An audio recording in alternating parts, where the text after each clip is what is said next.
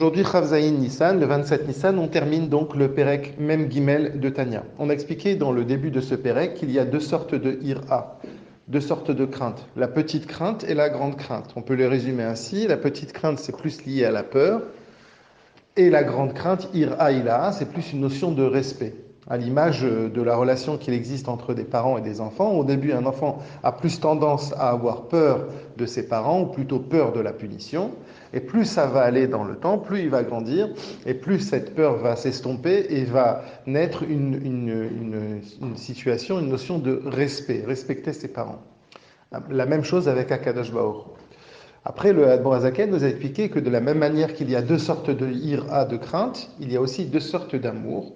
Il y a un premier niveau de ahava qui est lié au fait de l'amour qui est enraciné en chacun d'entre nous, qui est indépendant du travail personnel que l'on peut fournir. Et puis il y a le deuxième niveau de ahava qui justement lui est le fruit du travail, de la relation qui va se tisser entre nous et Akadosh Baruch Hu, qui est le fruit de notre réflexion et qui va faire qu'on va aimer Akadosh Baruch Hu par rapport au fait qu'on va essayer de le comprendre et de le retrouver dans chacune des choses qui existent dans ce monde. On a expliqué, pour finir, on avait expliqué hier que toujours, d'abord, il faut avoir d'abord la ira avant la hava, d'abord il faut la crainte avant l'amour, c'est-à-dire que pour pouvoir aimer quelqu'un, il faut d'abord le respecter. Aujourd'hui, l'Admorazaken nous dit que, quand même, il peut y avoir une situation où on peut avoir ahava, l'amour, sans qu'il y ait la crainte.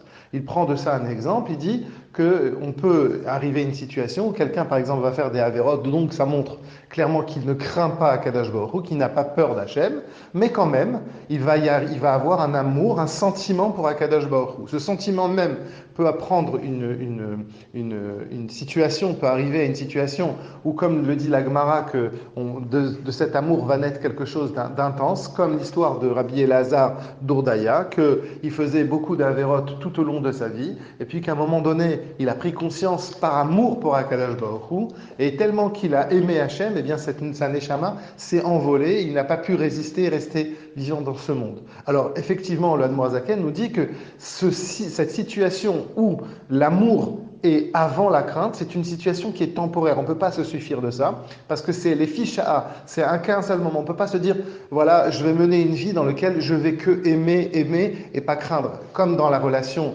humaine, ça ne marcherait pas dans un couple où il n'y a que de l'amour et pas de la crainte. Donc c'est que une situation temporaire. L'exemple qu'il prend avec Rabbi Elazar d'Ordaya est clair, puisque on nous dit que lui, sa neshama, c'était la neshama de Yochanan Kohen Gadol, qu'il était Kohen Gadol pendant 80 ans, et qu'un jour, justement, il a malheureusement tourné, il est devenu Tsedouki, et donc cette neshama qui avait engrangé des tonnes et des milliards de mitzvot et de Torah, elle s'est laissée enfermer dans des avérotes, et il a fallu que Rabbi Elazar d'Ordaya vienne reprendre tout ça. Donc en vérité, cet amour qu'il a eu pour un instant lui a permis de faire remonter toute la Torah et donc toute la ira, toute la crainte qui existait dans la neshama de Rabbi Yochanan Kohen Gadol.